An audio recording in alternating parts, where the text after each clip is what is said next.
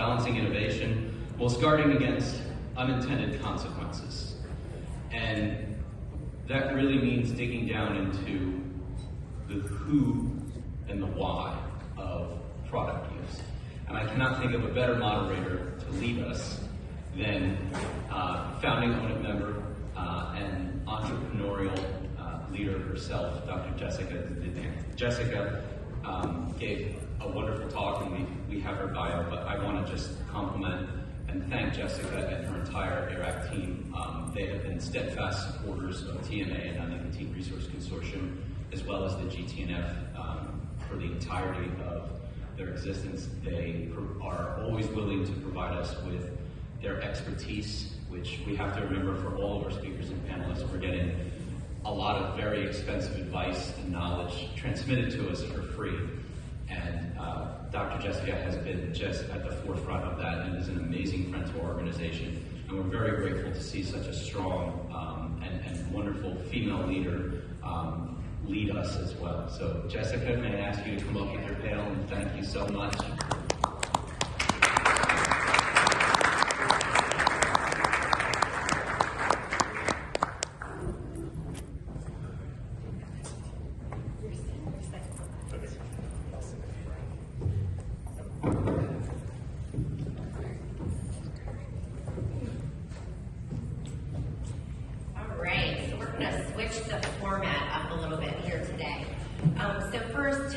Thank you so much to ATNF, thank you Chris, and to everyone for inviting myself as the moderator and our amazing panelists here for this session. Obviously the agenda was established a few months ago, but I find it really great timing that we're here to talk about post-market surveillance given the recent events over the past few weeks. As well as over the past day and a half, there's been a lot of comments, conversations about the role of post-market surveillance in product authorizations, product denials, and so I think it's really timely, and this is going to be a lively conversation about that here today, focused solely on post-market surveillance and really the PMTA process. And so, before I get started, our format, so I've actually been considering the role of post-market surveillance in just the PMTA pathway for probably 2.5 years. And about around that time, I had a conversation with Todd Cecil at a conference, and I said, why aren't you guys relying more on post-market surveillance to identify and weigh the evidence for the risk to the population when a product's authorized? And he said something like 2 main factors. The legality of it was a concern, and then second, he said, we can't take products off the market once we authorize them. We can't remove that. And I've been thinking about that kind of ever since that conversation. And so we're going to dig into, is that possible, right? So is it possible to do what we've been talking about the past day and a half and making post-market surveillance part of the PMTA pathway? So I'm going to give my thoughts and considerations to that, and then each of the panelists are going to come up here and they're going to give their perspective, as well as talk a little bit about their expertise, experience, and how it relates to this topic. And then we'll open it up for questions. So, the main thing here is recognizing that innovation and public health and being able to balance the two, it is a global matter. There are global regulatory frameworks that could actually fit here in the United States. So let's look at some of them, and I'm not going to spend a lot of time obviously reading this slide. It's very busy with a lot of words. But actually, you know what, I totally forgot to introduce my panelists. Okay, so we're going to back up real quick and get to the meat in just a second. Okay, so first I want to introduce Dr. Taranu, and I apologize for that. She is a physician and accomplished leader in safety surveillance. Currently, she leads the global product safety surveillance team at PMI. She is passionate about raising awareness about safety profiles of smoke-free products and establishing standards in the post-market surveillance system. Next, we have Brad. Brad is Executive VP of Mark Research. He is leader of Mark's nicotine practice, which he has been working in since the founding of CTP, right? Long time.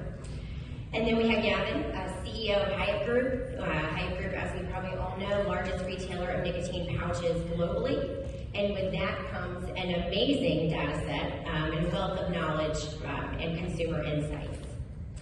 And then Dr. Utley, former faculty member and physician, with a focus on head and neck surgeries, as I was learning about that. And it's a really good word that I will never be able to pronounce, so I won't say it. But that is his expertise. Formerly CMO, and now he is founder of Pivot, and that is a smoking cessation tool. Can't wait to hear about that.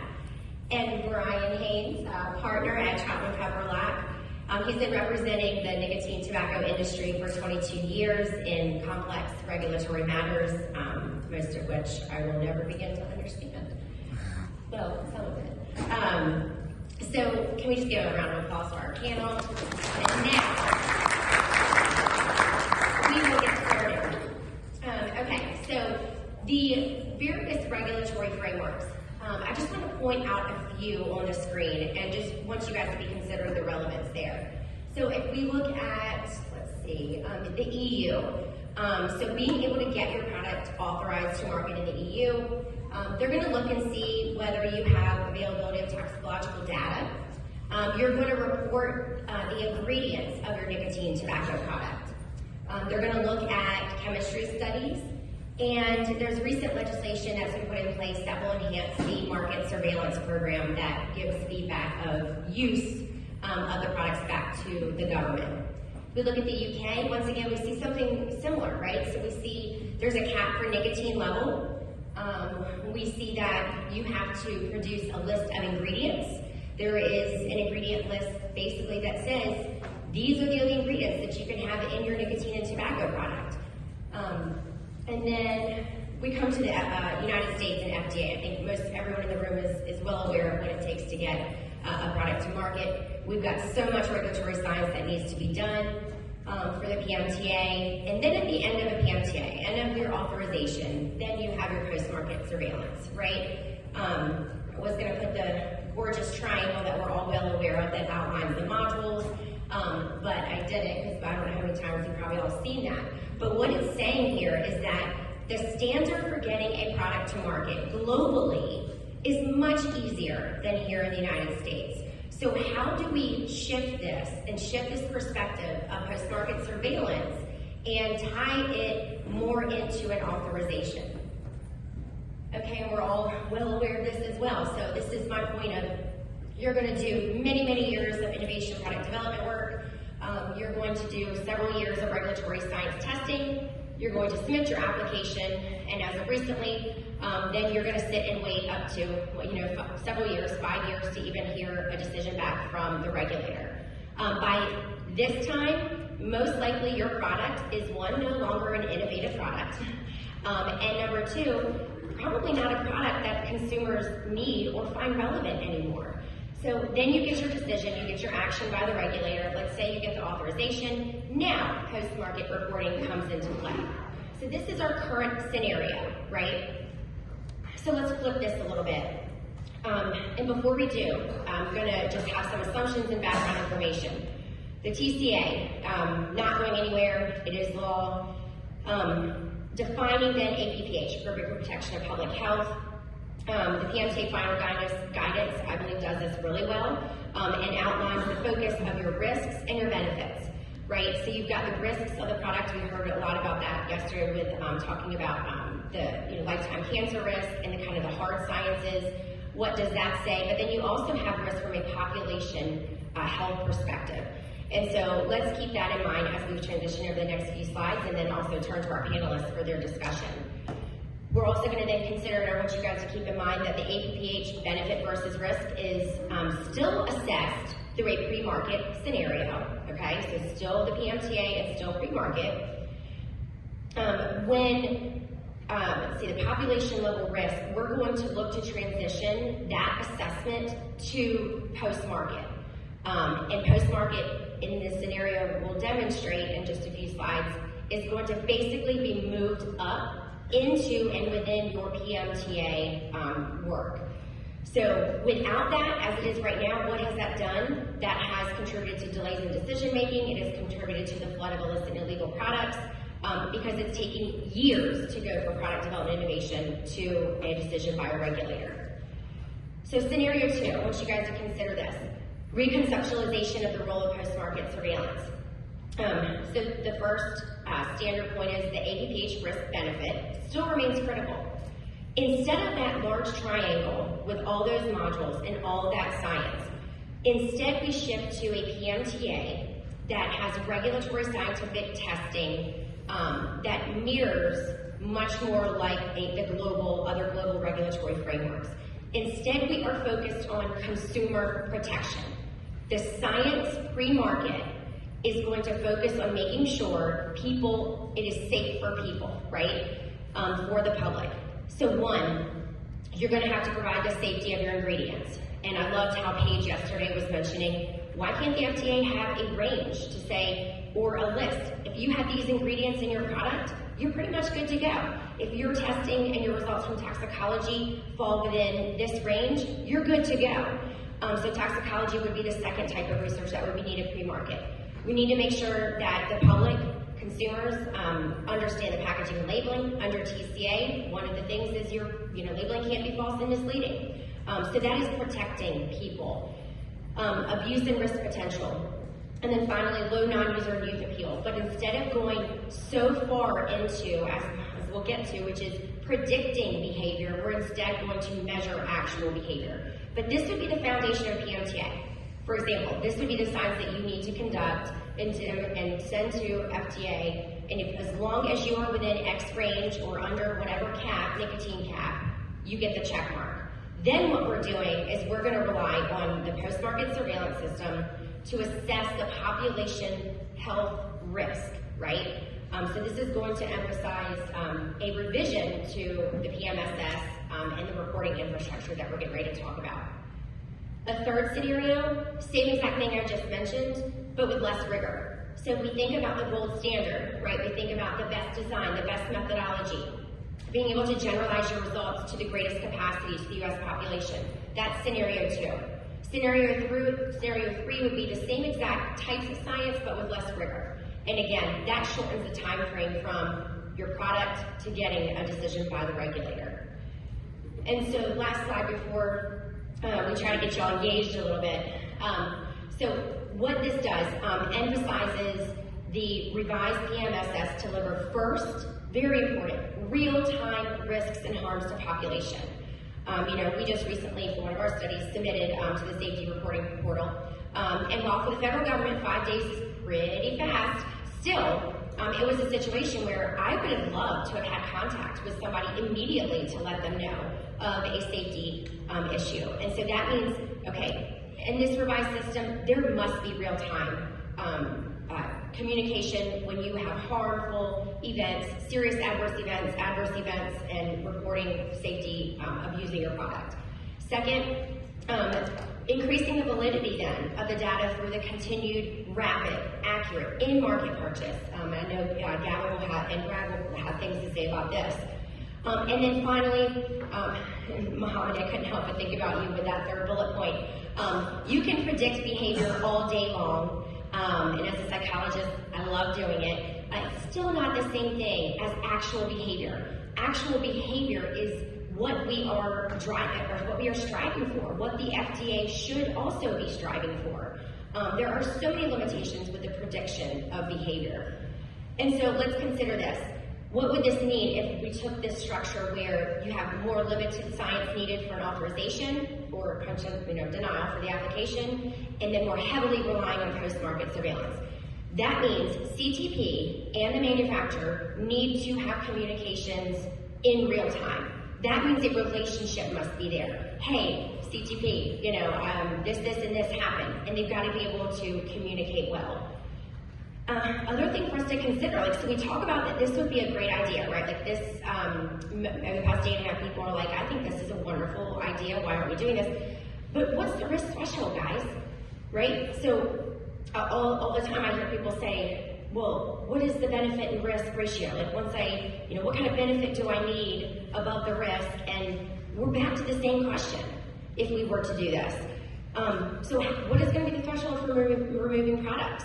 So you get 60 serious adverse events, or you get 300 17-year-olds purchasing your product, is that the threshold? Who's going to make that threshold? Who's going to determine it? And then consideration, what are the legal ramifications of this? So company X gets an authorization removed, products removed from market after, say, 400 17-year-olds have purchased and now using their product. But company Y has reported 4,000. Why haven't you removed their authorization? Why haven't you removed their products? I could see this spiraling out of control in the court system, just like it is now. And then finally, what is the role of technology in this? If we're going to have real-time communication to the regulator and rely on post-market surveillance, because we do need to be protecting public health, right? It is all of our responsibilities. And so we're going to have technology to do that. And I think that's where Dr. Utley comes in. So get ready to turn it over to the panelists, but first, if everybody can grab your cell phone, I would love for you to scan the QR code on the screen.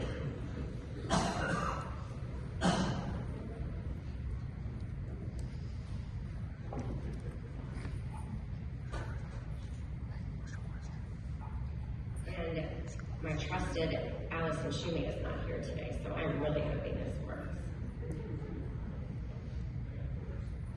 Perfect.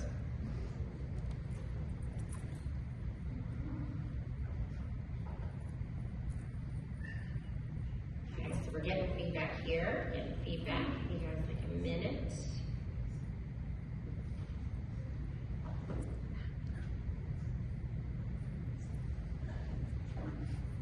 Wow, yeah.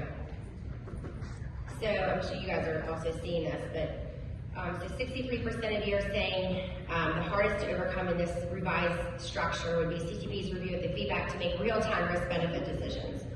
And then 20% next is coming removal of products once authorized, and then the legality of it.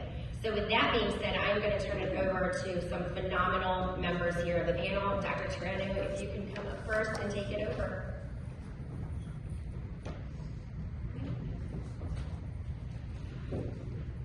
Good morning, I believe still.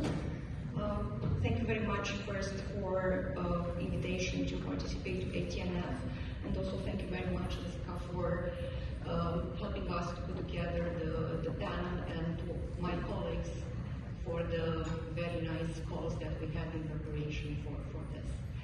So I'm going to start to talk a little bit about how post-marketing safety surveillance should look like, because once you are the lucky winner of MGO for a product, you need to submit within 30 days a post-marketing plan to FDA. So more or less, the system should be formed by three components. One part which is input coming from different channels. Then, in theory, there should be a central point for collection and output to authorities.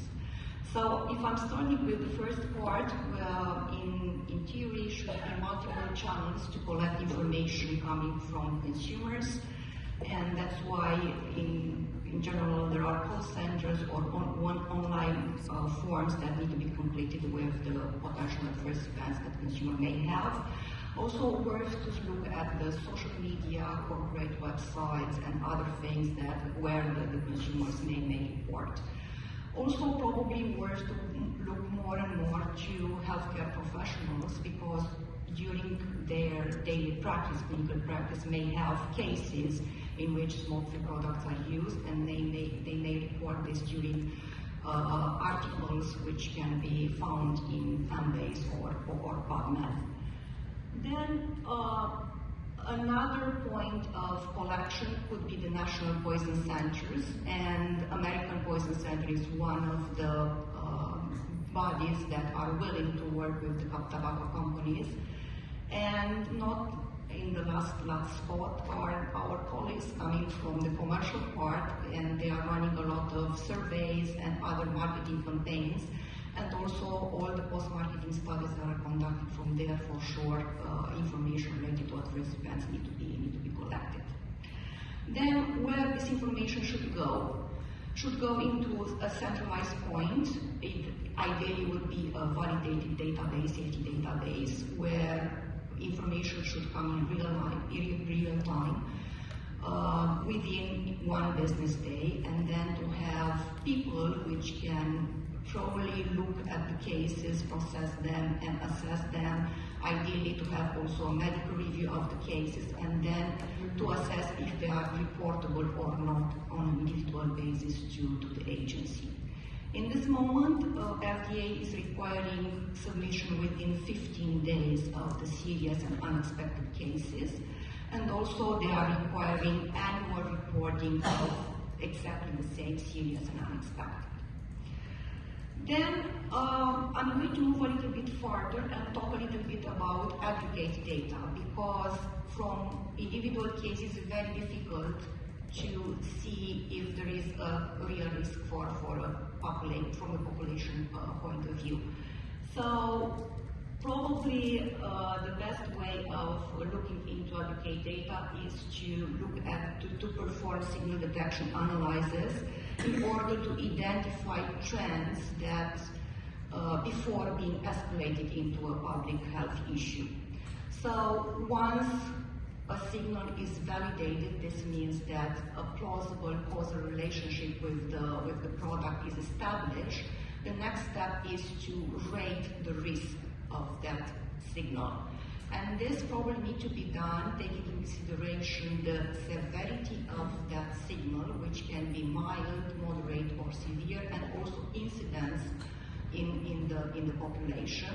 Also, probably we need to take into consideration if all the population is affected or only a couple of limited, parts of the population, like, I don't know, children or elderly people. And based on this, some sort of risk minimization measure should be put in place. And this would start with simple warnings that could be sent to consumers, could go further to, I don't know, child-resistant packages, up to withdrawal of the product from the market. However, I believe that not all the signals and risks should go on the regulator table. And probably here I can give you a couple of examples. So, for example, if a change of the formulation of the product would lead to increased number of oral irritation, let's say, and as we all know that nicotine is not risk-free, all the oral irritation probably are falling into the known risk or accepted risk for the product. And number of cases are, not so high, are non-serious and self-limited.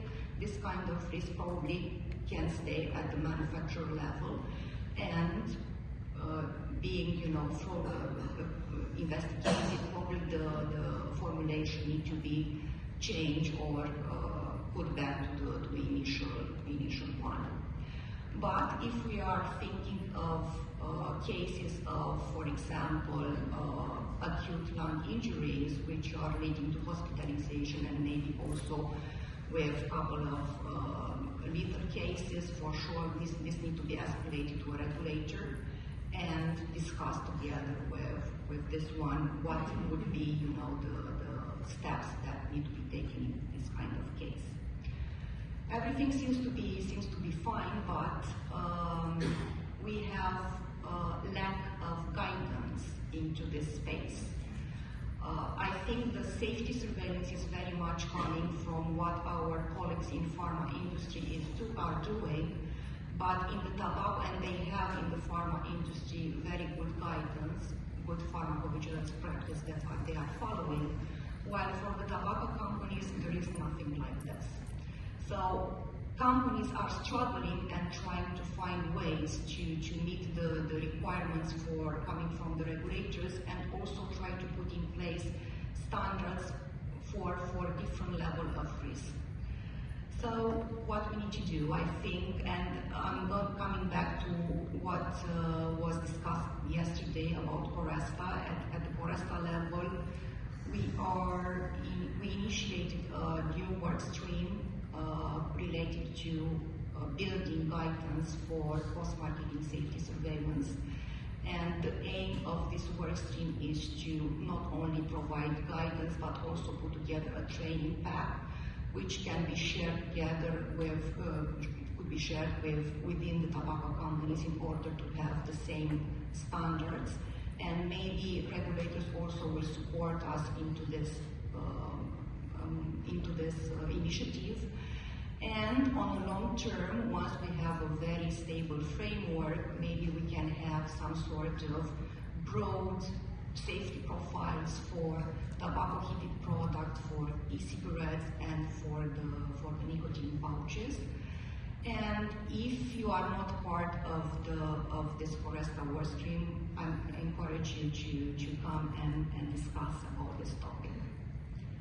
And with this, I think I'm going to move to invite Brad to continue the journey.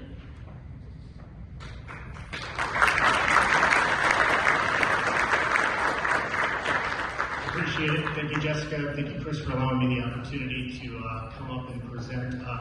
It's kind of funny as you go into any of these meetings, how you get different perspectives from different people. Very hard science stuff. Me, I'm a social science, behavioral science guy. And I think it's just interesting as the perspectives and also the layer of information that we've gotten over the last 4 days, 3 days, whatever it is. As mentioned, I work with Mark Research. We're an insourcing consulting firm. We do a lot within the nicotine space, but we also do work for McDonald's. We do work for pharmaceutical companies, medical device companies. So when we think about our perspective on this, it kind of leans on those perspectives as well, and what we've seen in the pharma space and the CEDAR pathway, but also in the work that we've done in animal health and other areas as well. So a lot of my career has been based in the nicotine space for the last 15 years, working in the nicotine space. And what makes Mark a little bit different within this space is that we do really touch both ends of the spectrum. So we have the commercial side, that's helping people basically get figuring out what the market opportunity is and then optimizing that opportunity for success, and then also the regulatory pathways as well. What I want to lean on today from my perspectives is really on that innovation front. What we've seen in testing new products, what we've seen in consumer acceptance, and where some of those voids are, I think, as we think about the opportunities that we have with post-market surveillance. And I guess I really want to boil this down to kind of 3 perspectives that I want to kind of put forward. The first of which is that we need to do a better job, kind of like Chip talked about, thank you very much for that yesterday, of promoting the positive stories. Of the effects that these products have had on the population, but also keeping in mind that we still have a long way to go relative to really touching all the populations of interest. So again, in all the innovation work and the work that I've done largely within the nicotine pouch space, I can tell you that there's some very positive stories that come out, right? We've all heard of the military guy who basically started smoking when he was in high school. Struggled to commit to stop smoking as he was in military service, served his country, came home, and now lung function not where it needs to be, not able to play with his kids as effectively as he wishes, has a closeness of relationship with wife that has changed over time, largely through the smell of cigarettes, right? But when that person is introduced to a product like Zyn, for example, you see a relative change in their ability for 2 very important things. One, to get off smoking. We've seen many successes of that, but also for the closeness that it gives them to their wife's situation. Similar stories go in the dip category, where we've seen professional males who, are like, hey, listen, I dipped in high school, I dipped when I was playing baseball, struggled to kind of move into the professional realm, and have found modern oral as an opportunity to both get away from the spitting, but also get away from those closeness aspects that limit in terms of the family experience. However, while we do see some very positive stories out of the modern products, the truth is that they largely are underserving a large segment of the population. So if we look at the we look at the people who are only smoking, mono-smokers, we talked about in a lot of these sessions, right, about it being about 7% of the population, it's about 25% of the nicotine space. If you look at that segment of people, still the committed smokers, they largely over-index on being female. They're the hardest to get off of the mono-smoking. They also over-index in terms of being sensitive populations. So the slide behind me says our opportunity here, right, in promoting those stories, but also keeping in mind that the ones that we need to serve are largely female. They're largely of ethnic populations, right? Whether they be Black, Hispanic, Asian, really moving that continuum of risk and really promoting that overall. The other point I want to put forward here is with all the changes that we're seeing within government, one of the key things that we have to remember is that there are central points of truth we're all using for market surveillance. And I think the truth is we need to protect those as an industry. We don't know where those things are going to go long term. We also see a lot of news recently about what's going on with university funding, and I would argue it's up to industry now, and maybe industry partnering with those universities to fill that gap that we're going to see, right, within those central points of truth. I mean, Andrew, for example, you shared all the interesting information and modeling that we have in terms of youth population and who's accepting. The truth is those things are largely not those central points of truth anymore, potentially, and we need to protect those as industry to make sure that we can continue to rely on those for telling this story. And then I also think we need to be cognizant, got a little clicker, that the end of the rainbow here, we are fighting an uphill battle as it relates to our industry, right? When you think about the vaping category, modern oral, obviously a lot of science behind why that is much better than smoking. However, the truth is market surveillance long term also cannot be blind to the fact that we need to continuously measure the harm of those products and really be able to tell the truth relative to the fact that those are able to reduce cancer risk, those are able to move people down the risk continuum from a pure biomarkers and health perspective as well. So with that, turn it over.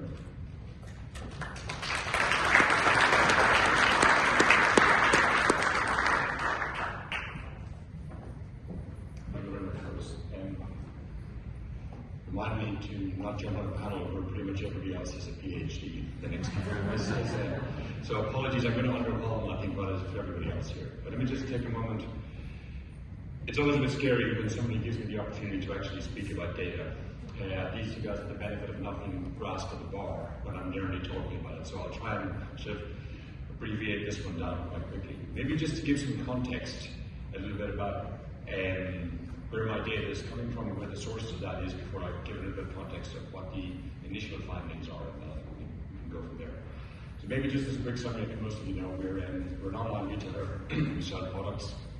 Many of your brands here are the key products which we sell to the consumer. So the less understood is we capture a significant amount of data, not just from the transactions of the consumer, but we reach out to all of our consumers to ask them to augment that data based on how they behave, and we connect that to other external databases as well. We've been processing that data quite significantly over the last 6 or 7 years. When it comes to where we are, today I'm going to very much talk about the data within the US, and where we are, we also operate across a range of European markets. I think this is something that actually should be considered a little bit more within the US. My data scientists laugh at me when I break the consumers down based on which country they live in or which language is their first language. There is a lot more that unifies different consumer segments relative to what country they're living in at a point in time. And there's a lot you can take from other countries where you can see the same correlations, the same covariances running through the same consumer segments. They're just at different stages of the evaluation curve, irrespective of which passport they carry. Just a quick sort of summary of what this is. Across us, we were around about 4,000 data points, and we have about 3 million visitors coming through, and about 1 million customers that come through to us each month. Maybe just to contextualize where we are when it comes to our consumer group. It's often difficult as well, is 1 million customers, big, small, there's a reasonable volume along the way. We're now sitting in Virginia. Our daily sales are around about 5.5 times the size of the state of Virginia when it comes to limited batches. So I consider our data to be sufficiently broad enough that it actually reflects that you can pick up a fair amount of nuance within it. Now, I'm going to talk, so my guys are reasonably good at managing data. What I'm not quite good at is managing my calendar. I actually thought I was going to be up here on Tuesday. So I asked the guys that was coming, could you give me yesterday's data set? Because the question here is, how rapid can you actually start to get data through from the market, from the post-market surveillance? Well, I'm not going to say I can tell you guys what can happen today, but I can very comfortably tell you what happened yesterday. So here's Monday's data. I'm going to keep it fairly simple. The chart here to the left is the age distribution running through on where our consumer group is. Now, I'm going to admit from the outset that there is going to be a bias running through this data because all of ours is online, which means that for a statement of fact, we can guarantee that everybody who's over 21, we can connect it back to their driver's license or wherever it's going through. So, of course, there's nobody over 21 We also have disproportionately low share of under 25 because you don't come to us to buy a can, you come to us to buy 20 cans. And as most of you know, if you're in your early 20s, you're still at university or in a low-paid job, you're not going to drop $100 to get your nicotine for the next month. So there's a little bit of bias in the underage aspect of here. But if you get past that, and rather than sort of what we're often talking about here before, such as a flavour where you have complex flavours and fusion flavours of how it goes through, I'm going to get very simple when it comes to flavour. I'm going to break it down into two groups. One which is tobacco and meat-based flavours, and the others which is the opposite. So at the most simple form, going through this, and it's really interesting to look through some of the nuances within some of the finer flavours in this. Be very clear. The older you are, the more likely you are to use a non-traditional flavour, and where this gets to. There is a very clear data set on that, and it doesn't matter which country you're in, it doesn't matter which gender you are, it doesn't matter which race you are, right? This is a consistent trend you will see across the data where it gets to. And the other aspect that people often misunderstand as well is that the closer you are, probably to about 37, which is sort of the meaning of this, the more nicotine you will be using as it comes through. So the concept that it's younger people which are using stronger products and younger people which are using more, this is not the guidance on it. I want to just touch on these three, leave it there, and any questions anybody has on digging into some of the nuances that I would be delighted to take.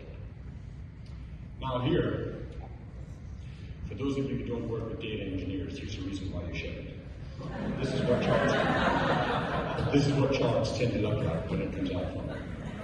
So here is what we call our path to nicotine pouches. We ask our consumers as they come through. When you're signing up to us, we ask a very large proportion of consumers on any given day, could you please take the moment to walk us through your entire nicotine history? And it might start with, I was 17 and I started smoking this brand, and I moved to 23, and I got to this age, I started smoking Marlboro or something else, and I got to dip at 32, and I got to vape at 37, and I'm now 42, and I moved to nicotine pouches 2.5 years ago, and I haven't used any other product since. What you can see here, which I think is really interesting across our consumer base, firstly when it comes to the attractiveness of the nicotine pouch category to new consumers, 92% of our consumers started their nicotine journey with a more harmful form of nicotine. Of those consumers, a huge amount of them went through 2 or 3 other variants of products before they got to here. So the blue section is where they all end.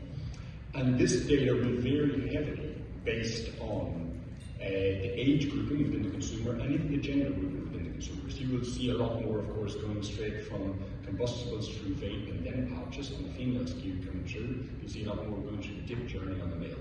But I think what's more interesting here is many of these consumers go through quite an intense journey as they get into there. But particularly good to see that so few new entrants are coming to the category in the background. Now, if I was to combine that a little bit with a couple of other factors in this, we often ask our consumers, so I think we've asked 500,000 consumers at this point in time to tell us why they made this switch as it came through.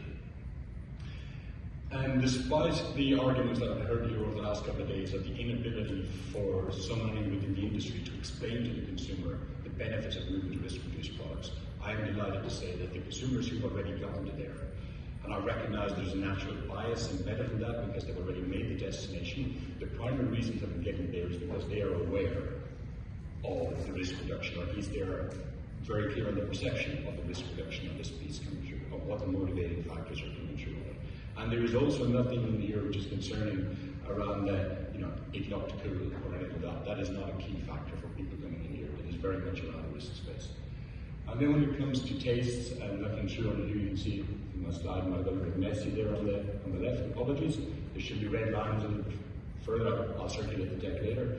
But if you ask what the key reason are why people stepped across this, particularly for people above a certain age grouping, taste and flavour are the 2 key factors why they're making that transition. And I think this is something that needs to be borne in mind when it comes to protecting, and not just protecting, but expanding flavour profiles out in the future. Now, since I'm sitting very far back in the value chain and operating greatly with consumers, there's often times, I'm sure this happens, I sense a lot of frustration across many of you over the last couple of days of knocking our heads against a brick wall. For me, I have the benefit of actually interacting with the consumers every now and again. And whenever I do have a particularly tough day, I will head into the customer service team and just take a read through some of the tickets of the impact that we've had on people's lives. And it's an amazing energizer to actually get back out and run it. And I've been in the industry for 17 years now. It's an amazing energizer to get out and run it again.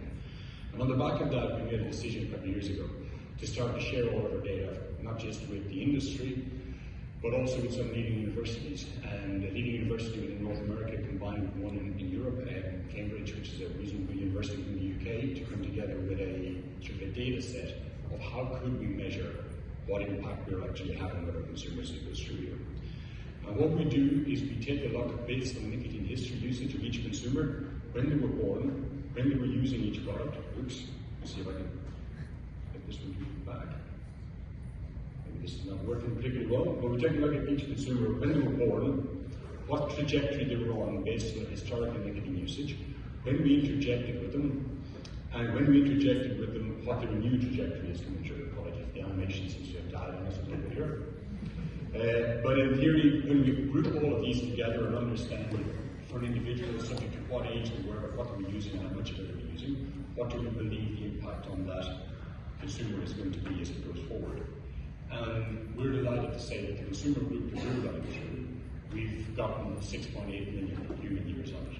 And I think that's something that we should be spending a lot more time both focusing on and a lot more time on sharing along the way. And I will finish with this.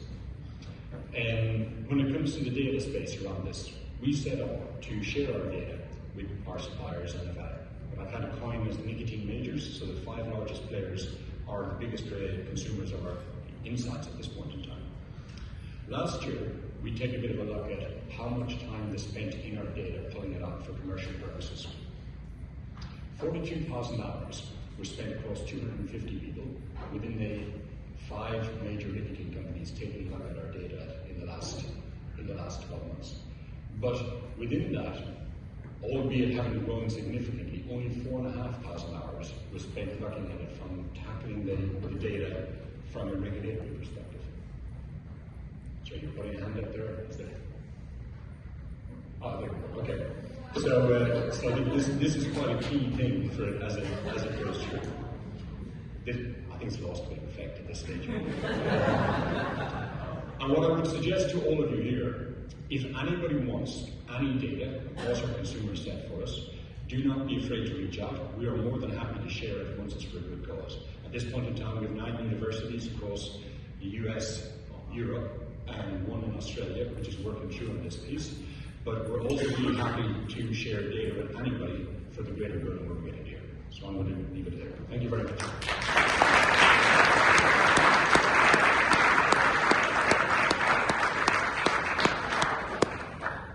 Hey everybody, my name's David. I know it's right before lunch. I don't have Gavin's awesome tech slide like that, but I'm gonna. So I'm a head and neck cancer surgeon. Tobacco, when you smoke it, causes assured morbidity and mortality, assured 100%. And helping someone quit smoking tobacco is a powerful preventive service, grade A U.S. Preventive Services Task Force. This is my conclusion slide. All right, I'm going to start with that. So helping someone quit tobacco traditionally is a little different than now. Switching is now real. Do not think the jury is out. Read the Cochrane report from 3 years ago.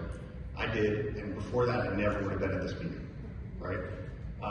Large-scale, complete, durable switch in adult smokers requires tech, behavior support, real-time CO feedback.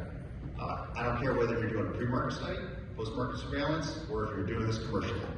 That's the take-home message. If you learn one thing today from a guy that's been in the trenches with this stuff for a long time, that's it. And so quickly, I'm very passionate about tobacco. My mom died, 4 grandparents died, my aunt died. I second-hand smoked for 18 years till I went to college. So I went to med school. Then I trained at Stanford as a general surgeon and a head and neck cancer surgeon. Calculated we operated on about 1,100 head and neck cigarette-related tobaccos in my short 11 years there. We had 0 behavioral support programs except run by a psychiatric or a psychiatry fellow in the behavioral science building every Wednesday night that we went to, right? So that's not appropriate. Stanford's in Tech Center in Silicon Valley. So I took a little break from Stanford for 12 years and started a medical device company for esophageal cancer treatment. So I'm a medical device guy. I love that. It's how we manage diabetes with medical devices. And I thought, how in the world do we not have med tech for helping people quit cigarettes, which is the largest cause of preventable illness, death, and healthcare costs. Okay, so I started this company Pivot 10 years ago. If you're a behavioral scientist that understands tobacco, we put all the HHS guideline proven techniques. We have an app, engagement, community, coaching. We have the first medical device on the market to help people learn about their cigarette consumption, reduce their consumption, and get motivated to quit. So it works in quit. We treat 100,000 people with huge clients at Target and Blue Cross in North Carolina. CO is the perfect biomarker.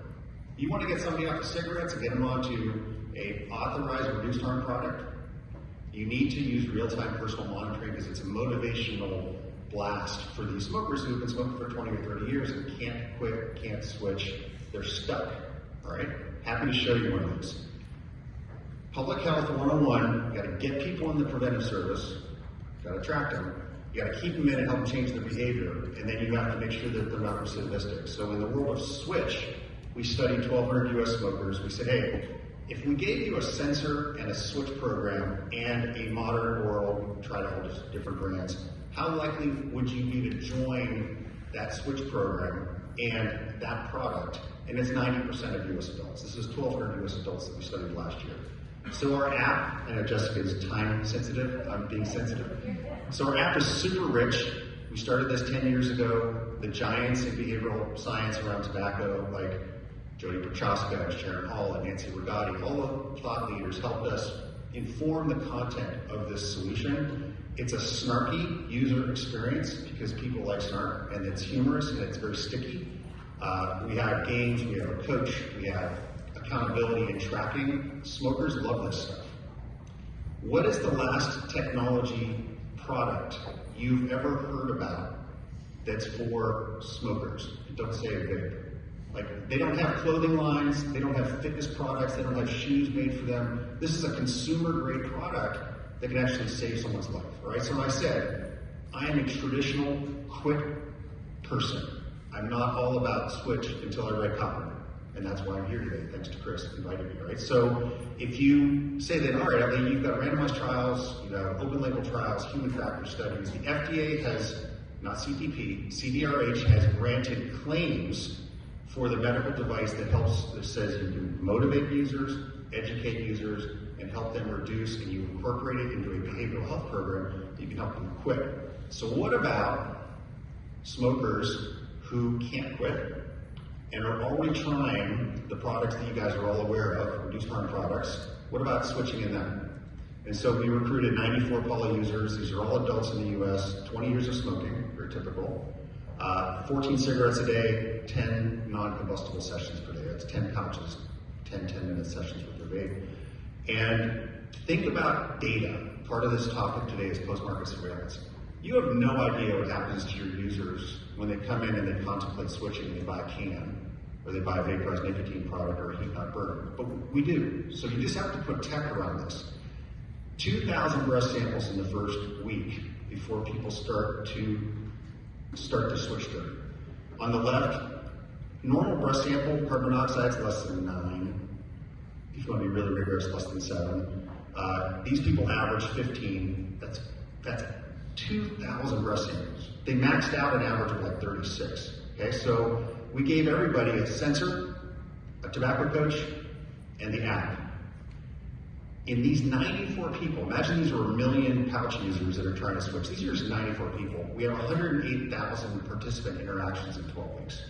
15,000 breath samples, 7,000 coach interactions, and 85,000 app games, challenges, and things to move these folks towards reduced harm. Here's the primary outcome. You'll notice that every 2 weeks, more and more people hit the primary outcome of either no cigarettes in green, no cigarettes, not even one puff for the last 30 days, that's 30-day point prevalence of abstinence, or they reduce their cigarettes per day, self-attested by at least 50%.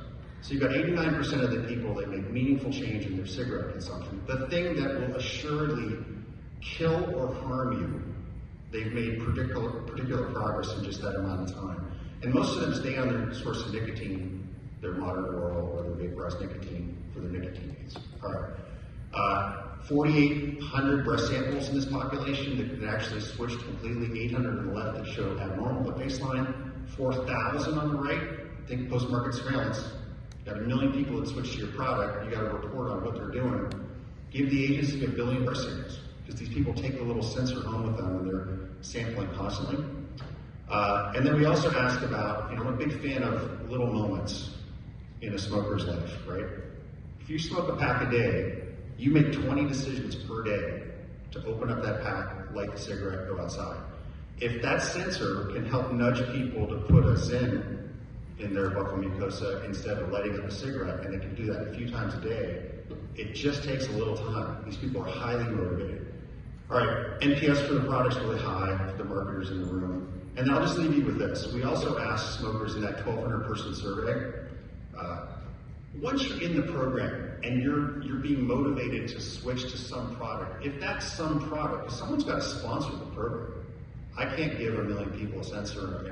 Someone's got to sponsor. A stakeholder has to sponsor this for these people, for their public health, and for the P&L for your companies, right? 94% said that they would buy a reduced harm product if it had a rewards program and a pivot sensor and a behavioral health program involved in it. All right, so here's the conclusion slide. Like, I tipped the hand, right? Every one of these words is carefully selected. Large scale means millions, 10 million. This is not a phone equivalent, right? Complete and durable are charged words from the CTP. We didn't want to induce polyuse. We want to get people all the way, and we have to prevent recidivism. And you guys, this is a tech play. This is not a grandmother's cook program. This is leverage technology, get to millions of people, because that's what everybody says. 30 million people, let's get them off of cigarettes. And I don't care what setting you're doing it in, but please consider leveraging tech and med tech in your efforts to get people to smoke free. Thanks.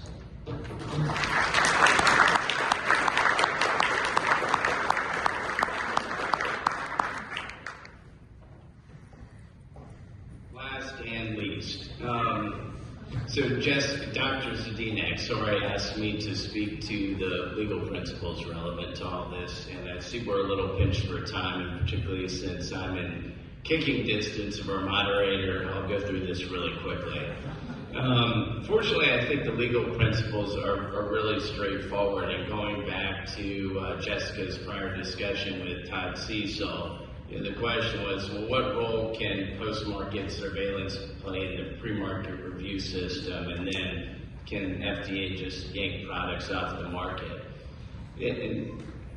Slides. I'm not going to go through all of these because then I'll really get killed. But look, post-market surveillance clearly cannot be a substitute for a finding of APPH. That's statutory, right?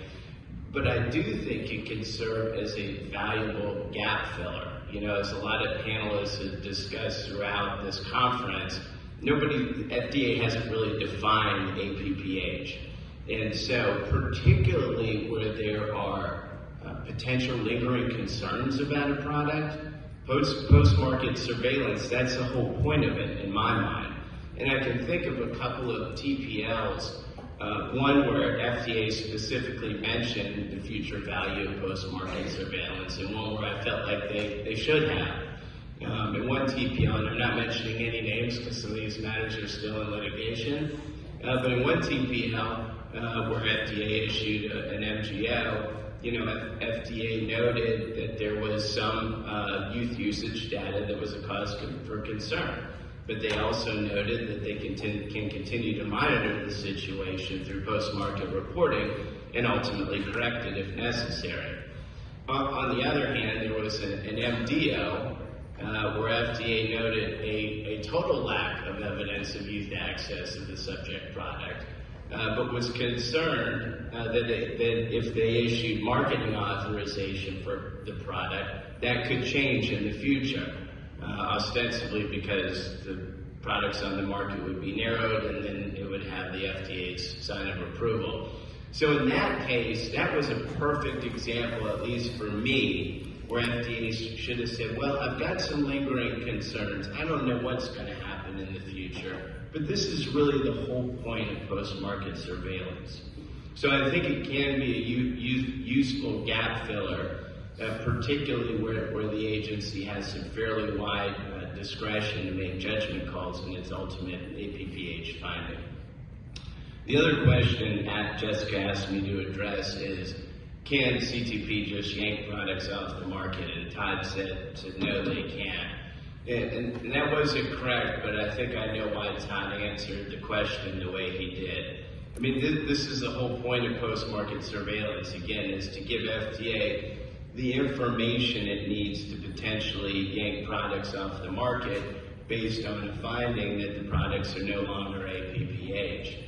And this is very, very clearly laid out in the TCA that if FDA does make a finding that products are no longer APPH, it can either withdraw or suspend marketing authorization. That right of CTP is quite clear. I think what Todd was speaking to when he said CTP can't just yank products off the market is the fact that this isn't going to happen quickly. It's not going to happen quickly for several reasons. Importantly, if FDA is considering that, applicants have a due process right to contest all of this. They first have a due process right to notice of the agency's contemplated action and an informal hearing. So the agency can't just say that you have to remove these products from the market. And then secondly, if the agency does decide to issue a withdrawal order, for example, the applicant can avail themselves of the same court remedies that an applicant can avail themselves if they get an MDO. That's the legal. I think there's also the practical here, that none of this is necessarily going to happen quickly, and I think that's what Todd spoke to. I think it's fair to say, including based on all those discussions today, that CTP relies in large part on voluntary compliance and not forced compliance. And so what you can easily see happening is a scenario where FDA says, we're withdrawing marketing authorization. You must remove your products from the market. And on the slides, I gave an example. Obviously, an MGO has not been withdrawn yet, but I took this from a provisional SE order, this language, and I would imagine that in a withdrawal order, you'd see similar language. So FDA told this company who had a provisional SE pending, hey, you got to take all your products off the market. That was the legal. The practical, after this was issued, this was in 2018, I saw a warning letter about 8 months later where FDA said, hey, applicant, you still haven't taken your products off the market. So I think that's what Todd was speaking to in terms of the practicalities of all this. Of course, FDA, based on post-market surveillance data, can withdraw marketing authorization based on, among other things, the idea that the product is no longer APPH, but that certainly could take some time. Thank you.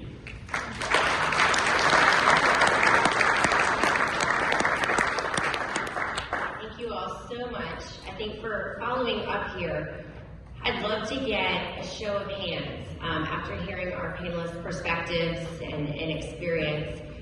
Who thinks that there is or should have post-market surveillance kind of shift and function more within a pre-market framework? If you can raise your hand, if you believe there is a way to do that. Interesting. Okay. And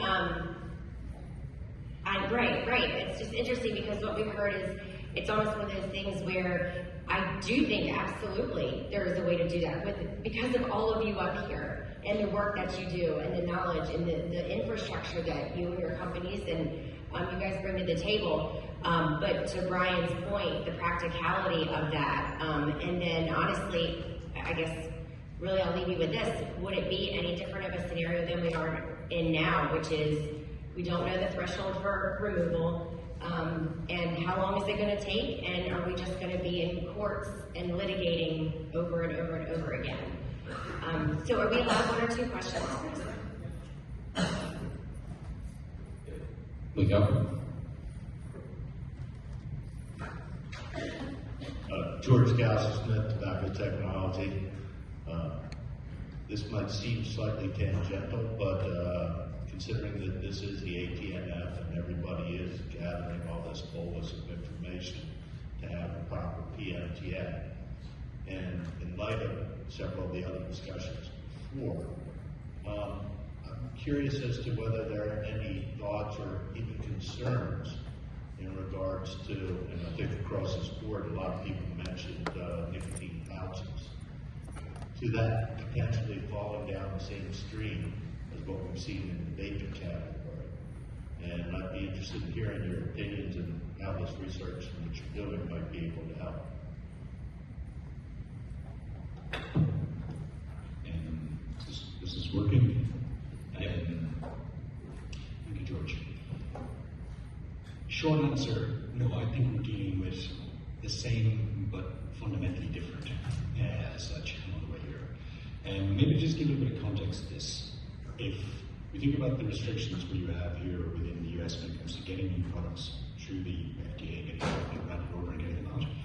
But look at some of the other markets, you don't have that restriction. You have, best case scenario, you have product standards. Actually, we set up a set of product standards in our group in 2019, not just on nicotine caps, but PK window, pH windows that would operate within food grade ingredients, etc. We got them adopted first by the Swedish government, and now actually we're getting them adopted by the UK government, which forces all other retailers to the same level. But even within that, as this is coming through, we have seen a range of products start to manifest from more colourful parts of the world, should we say, right? But the consumers are not going towards it. And I think there's something, I know I've often gotten this question at various points in time over the last 2 or 3 years, if you're dealing with the US market where, subject to what data said, you're looking at somewhere between 70-65% of the domestic US vaping market is now illicit products coming through. Could that manifest? I guess that's where you're coming from, George. Could that manifest across nicotine patches? I don't think it will. I think the quality of products is coming from very credible players.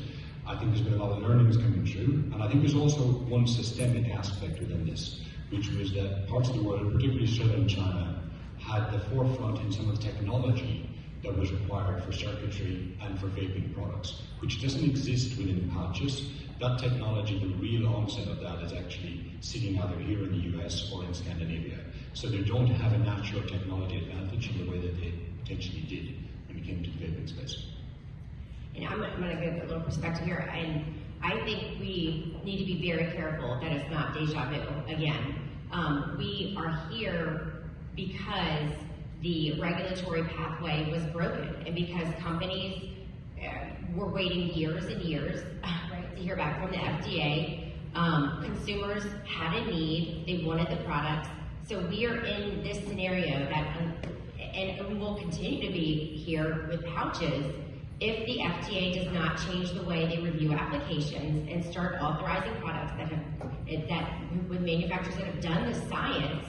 The biggest public health scare is having products on the market that have not gone through the PMTA pathway. Who knows what's in these products? And so I do worry that everywhere else in this world, they're getting ready and want their nicotine pouches to come to this market. And I'm worried that in 6 months we're going to be flooded now with illegal illicit pouches unless the PMTA pathway is corrected and it doesn't take 5 years to hear back. So one other perspective, I think, George, you're also asking is basically, do you think nicotine pouches will fall in the same trap as the youth vaping epidemic? I would say probably no, for 2 core reasons. One, the users that are probably the not right age group are way older than they were with youth vaping. I mean, the illicit use of nicotine pouches is largely from the quote-unquote frat boys, who unfortunately are seeing them from their more professionally faced parents, right? I think the other thing too is that kids do risky behaviors. They also like to do risky behaviors that they can show off on. And the truth is, nicotine pouches by a category is a discrete product category. And I don't think it has the same splash. And as a result, I don't think it has the same trappings that we saw with vaping. And then to everyone's point, it's also not a tech. So that would be my perspective. All right. Well, the benefit of having a panel just before lunch is that we can continue the discussions at lunch. I'd like to thank Dr. Jessica and our panel there. Thank you all very much. We're going to lunch. We'll be back here at 1:30 for incentivizing investment, and then we'll have Dr. Cummings' panel to close us out.